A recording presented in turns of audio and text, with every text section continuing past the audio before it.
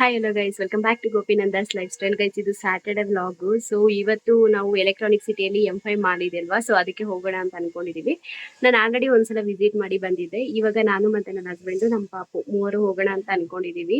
ಹಾಗೆ ಅಮ್ಮ ಮನೆಯಲ್ಲಿ ಸ್ಯಾರಿ ಇತ್ತು, ಒಂದು ಮದುವೆ ಇತ್ತು, ಸೊ ಅದಕ್ಕೆ ಸ್ಯಾರಿ ಎಲ್ಲ ತಗೊಂಡ್ ಬರ್ಬೇಕಿತ್ತು ಅಲ್ಲಿಂದ. ಅದಕ್ಕೋಸ್ಕರ ಹಾಗೆ ಹೋಗಿ ಎತ್ಕೊಂಡ್ ಬರೋಣ ಅಂತ ಪ್ಲಾನ್ ಮಾಡ್ಕೊಂಡು ಇವಾಗ ಹೋಗ್ತಾ ಇದೀವಿ. ಸೊ ನಮ್ಮ ಪಾಪು ನನ್ನ ಹಸ್ಬೆಂಡ್ ಇಬ್ರು ಆಲ್ರೆಡಿ ಹೊರಟಿದ್ದಾರೆ, ಆಚೆ ಇದ್ದಾರೆ. ಸೊ ನಾನಿವಾಗ ಹೋಗ್ಬೇಕು. ನಾನು ಈ ರೀತಿ ರೆಡಿ ಆಗಿದ್ದೀನಿ. ಎಲ್ಲೋದ್ರೂ ನಾನು ಇದೇ ತರ ರೆಡಿ ಆಗೋದು. ನನ್ನ ಡ್ರೆಸ್ಸೇ ವೇರ್ ಮಾಡೋದು, ಜೀನ್ಸ್ ಅದೆಲ್ಲ ನನಗೆ ವೇರ್ ಮಾಡಿ ಅಭ್ಯಾಸ ಇಲ್ಲ. ಸೊ ಇವಾಗ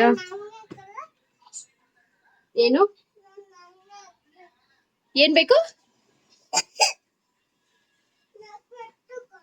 ನೀನ್ ಸ್ಪೆಕ್ಸ್ ಬೇಕಾ? ಈ ಏಜ್ ಅಲ್ಲಿ ನಮ್ಗೆ ಸ್ಪೆಕ್ಸ್ ಇರ್ಲಿ ಗೈಸ್, ಏನಂದ್ರೆ ಏನೋ ಗೊತ್ತಿರ್ಲಿಲ್ಲ. ಬಟ್ ಈಗಿನ ಕಾಲದ ಮಕ್ಳಿಗೆ ಎಲ್ಲ ಗೊತ್ತು. ಸೊ ಬನ್ನಿ ಗೈಸ್, ಹೋಗ್ತಾ ನಾನು ಸಿಗ್ತೀನಿ ನಿಮ್ಗೆ. ಏನ್ ಮಾಡ್ತಾ ಇದ್ದೀರಿ ಪಾಪ? ಬಿಡೋದನ್ನ ಯಾಕೆ? ಒಂದ್ ನಿಮಿಷ ಮುಂದೆ ಇಟ್ಬಿಡು. ನಿನಗ್ ದೊಡ್ಡದು ಇದು, ಅದಕ್ಕೆ ಆತರ ಆಗ್ತಾ ಇರೋದು. ಬಿಡು ಕೈ ಇವಾಗ. ಆಯ್ಡು ಯಾವ್ದು ಸ್ಪೆಕ್ಸು ಇಂದ? ನಂದು. ಯಾಕದ್ ನಂಗೆ ಹಿಡ್ಕೊಳ್ತಾ ಇದ್ಯಾ? ಯಾಕದ ನಂಗೆ ಹಿಡ್ಕೊಳ್ತಾ ಇರೋದು ನೀನು? ಅದು ಬೀಳ್ತೈತಾ?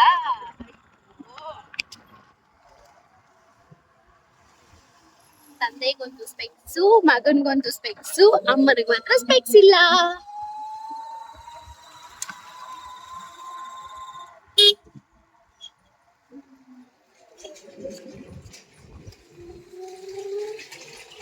ಗೈಸ್, ಮಾಲ್ಗೆ ಹೋಗೋಣ ಅಂತ ಬಂದ್ವಲ್ವಾ, ಸೊ ಆದ್ರೆ ಮಾಲ್ಗೆ ಹೋಗ್ತಾ ಇಲ್ಲ.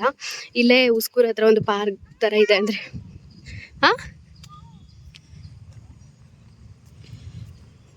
ಪದ ಇವಾಗ ಎಂತ ಕೆತ್ಕೊಳ್ಳೋದು ನಿನ್ನ? ಸೊ ನೋಡಿ ಇಲ್ಲಿ, ಬಟ್ ತುಂಬಾ ಚೆನ್ನಾಗಿದೆ ಇದು. ಹೋಗು, ಹೇಳಿಲ್ವಾ ಇಲ್ಲಿದೆ ಅಂತ? ಇಲ್ಲಿ ಉಯ್ಯಾಲೆ ಮತ್ತು ಜಾರಬಂಡಿ ಎಲ್ಲ ಇತ್ತು. ಸೊ ಅದಕ್ಕೆ ಪಾಪುನ ಸ್ವಲ್ಪ ಹೊತ್ತು ಆಟ ಆಡಿಸ್ಕೊಂಡು ಹಾಗೆ ಆಮೇಲೆ M5 ಮಾಲ್ ಕರ್ಕೊಂಡು ಹೋಗೋಣ ಅಂತ ಹೇಳಿ ಸ್ವಲ್ಪ ಹೊತ್ತು ಇಲ್ಲಿ ಆಟ ಆಡಿಸ್ತಾ ಇದ್ದೀವಿ. ಬಟ್ ಇಲ್ಲಿ ಕರ್ಕೊಂಡು ಹೋಗಿದ್ದಾದ್ಮೇಲೆ ಅವನು ಇನ್ನೂ ಸ್ವಲ್ಪ ಹೊತ್ತು ಇಲ್ಲೇ ಆಟ ಆಡೋಣ ಅಂತ ಹೇಳ್ತಾ ಇದ್ದ. ಅಮೌಂಟ್ ಕೊಟ್ಟು ನಾವು ಅಲ್ಲೆಲ್ಲ ಆಟ ಆಡಿಸೋದಕ್ಕಿಂತಲೂ ಇಲ್ಲಿ ನಮ್ಮ ಕಡೆ ಎಲ್ಲರೂ ಪಾರ್ಕ್ಸ್ ಎಲ್ಲ ಇದ್ದಾಗ ಫ್ರೀಯಾಗೇ ಇರುತ್ತೆ. ಸೊ ಇಲ್ಲಿ ಆಟ ಆಡಿಸಿದಾಗ ಮಕ್ಳಿಗೂ ಕೂಡ ಸುತ್ತಮುತ್ತ ಇರೋ ಹುಡುಗರೆಲ್ಲ ಇದ್ದಾಗ ಸೊ ಅವ್ರಿಗೂ ಇನ್ನೂ ಚೆನ್ನಾಗಿ ಆಟ ಆಡೋವಂಥ ಮನಸ್ಸು ಬರುತ್ತೆ. ಸೊ ಇದೇ ನನ್ನ ಇಂಟೆನ್ಷನ್ ಎಲ್ಲೋದ್ರೂ ಕೂಡ. ಬಟ್ ನನಗೆ ನಿಯರಲ್ಲಿ ಎಲ್ಲೂ ಇಲ್ಲ. ಸೊ ಅದಕ್ಕೆ ಉಸ್ಕೂರ್ ಹತ್ರ ಹೋದಾಗ ನಾನು ಇಲ್ಲಿ ಕರ್ಕೊಂಡು ಹೋಗಿದ್ದೆ ಪಾಪುನ. ಅವನು ಅಷ್ಟೇ ತುಂಬಾ ಎಂಜಾಯ್ ಮಾಡ್ತಾ ಇದ್ದ ಇಲ್ಲಿ.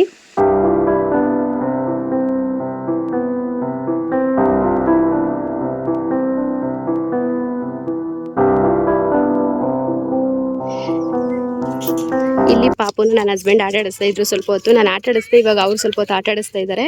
ಸೊ ನಾನು ಸುಮ್ಮನೆ ಇಲ್ಲೊಂದು ಕ್ಲಿಪ್ ತೆಗಿತಾ ಇದ್ದೀನಿ.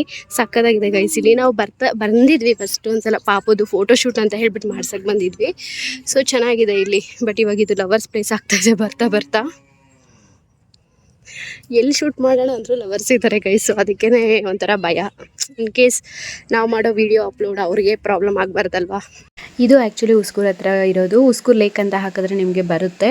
ಸೊ ಇದು ಲೇಕು, ಬಟ್ ಇಲ್ಲಿ ಸ್ವಲ್ಪ ಪಾರ್ಕ್ ಥರ ಮಾಡಿದ್ದಾರೆ ಅಷ್ಟೇ. ತುಂಬ ಚೆನ್ನಾಗಿದೆ ನೋಡೋದಕ್ಕೆ ಮಾತ್ರ.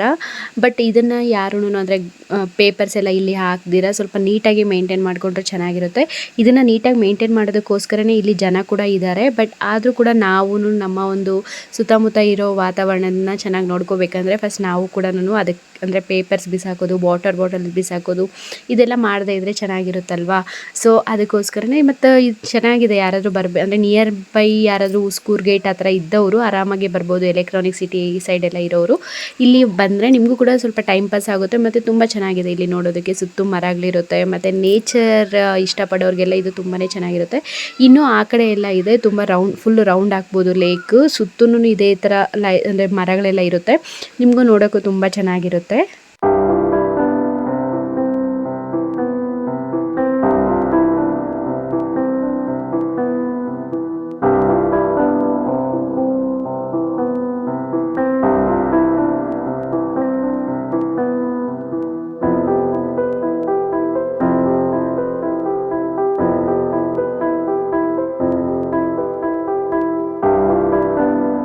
ಈಗ ಇಲ್ಲಿ ಸ್ವಲ್ಪ ಹೊತ್ತು ಪಾಪುನ ಆಟ ಆಡಿಸ್ಕೊಂಡು ಹಾಗೆ ಎಲೆಕ್ಟ್ರಾನಿಕ್ ಸಿಟಿಯಲ್ಲಿ ಹೊಸದಾಗಿ ಸ್ಟಾರ್ಟ್ ಆಗಿರೋಂಥ M5 ಮಾಲ್ಗೆ ಬಂದಿದ್ವಿ. ಸೊ ಇದು first mall full surrounding electronic ಸಿಟಿಯಲ್ಲಿ ಎಲ್ಲೂ ಮಾಲ್ಸ್ ಇಲ್ಲ, ಇದೇ ಫಸ್ಟ್ ಮಾಲ್ ಓಪನ್ ಆಗಿರೋದು. ಸೊ ಇದು ತುಂಬಾ ಚೆನ್ನಾಗಿದೆ, ಸಿಂಪಲ್ ಆಗಿ ಇದೆ, ಅಂದರೆ ಅಷ್ಟು ದೊಡ್ಡದಾಗಿ ಫೋರಮ್ ಥರ ಎಲ್ಲ ಇಲ್ಲ.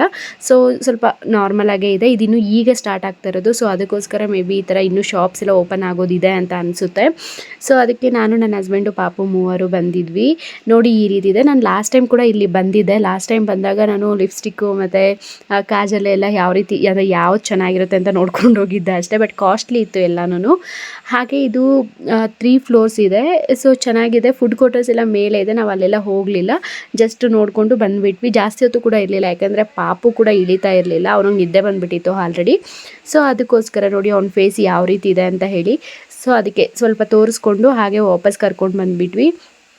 ಮತ್ತು ಇಲ್ಲಿ ಆಟಾಡೋದಕ್ಕೂ ಅಷ್ಟೇ, ನಾನು ಲಾಸ್ಟ್ ಟೈಮ್ ಹೋದಾಗಲೇ ಕೇಳಿದ್ದೆ, 11 ಗೇಮ್ಸ್ಗೆ 1100 ರೂಪೀಸ್ ಪೇ ಮಾಡಬೇಕಾಗುತ್ತೆ. 11 ಗೇಮ್ಸ್ ನೀವು 11 ಜನನೇ ಹೋಗಿ ಅಲ್ಲಿ ಆಡ್ಬೋದು ಒಂದೇ ಸಲ, ಇಲ್ಲಾಂದರೆ 11 ಟೈಮ್ಸ್ ಹೋಗಿ ಒಂದೊಂದು ಗೇಮ್ ಆಡ್ಬೋದು. ನಾವು ಈ ಸಲ ಯಾವುದೇ ರೀತಿ ಪ್ಯಾಕ್ ತೊಗೊಂಡಿಲ್ಲ. ಲಾಸ್ಟ್ ಟೈಮ್ ನಾವು ಬೇರೆ ಕಡೆ ತೊಗೊಂಡಿದ್ವಿ, ಸೊ ಅದು ವೇಸ್ಟ್ ಅಂತ ಅನ್ನಿಸ್ತು ನಮಗೆ. ಸೊ ಅದಕ್ಕೋಸ್ಕರ ಹಾಗೆ ಇಲ್ಲೆಲ್ಲ ಮುಗಿಸ್ಕೊಂಡು ವಾಪಸ್ ಬರಬೇಕಾದ್ರೆ ನಮ್ಮ ಅಮ್ಮ ಮನೆಗೆ ಹೋಗ್ತಾ ಇದ್ವಿ. ಸೊ ಅಲ್ಲಿ ನಮ್ಮಪ್ಪ ಸೈಕಲ್ ತಳ್ಕೊಂಡು ಬರ್ತಾಯಿದ್ರು.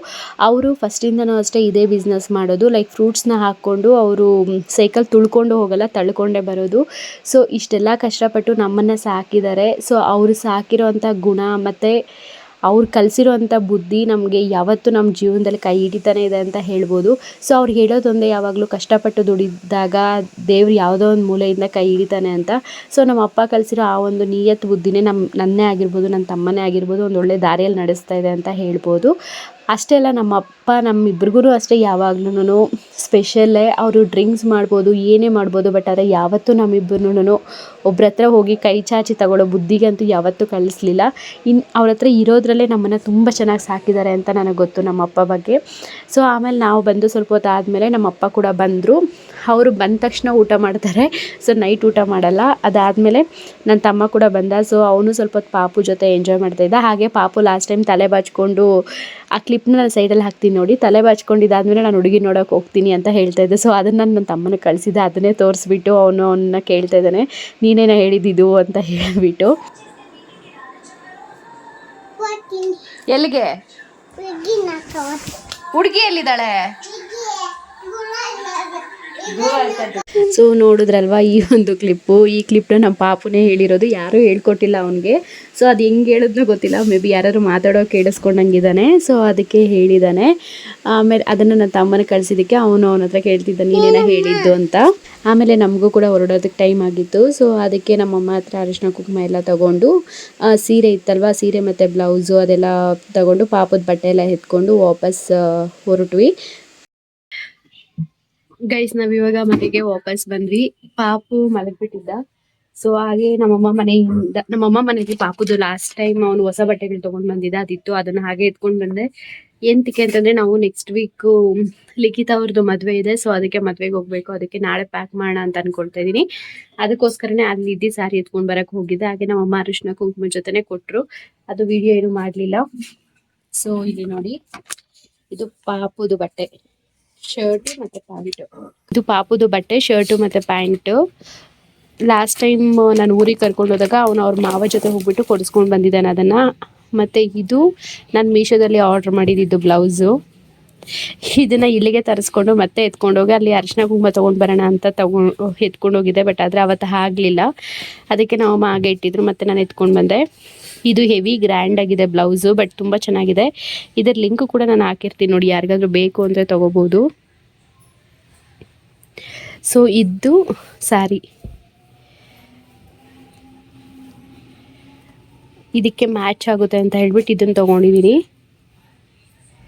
ಸೊ ಇದ್ರದ್ದು ಬ್ಲೌಸ್ ಇದೆ, ಅದನ್ನು ನಾನು ಹೊಲಿಸ್ಲಿಲ್ಲ. ಇದೇ ಬ್ಲೌಸ್ನ ಮ್ಯಾಚ್ ಮಾಡಿ ಹಾಕ್ಕೊಳ್ಳೋಣ ಅಂತ ಅಂದ್ಕೊಂಡಿದ್ದೀನಿ. ನೋಡೋಣ ಹೇಗೆ ಮಾಡ್ಕೊಳ್ತೀನಿ ಅಂತ ಹೇಳಿ.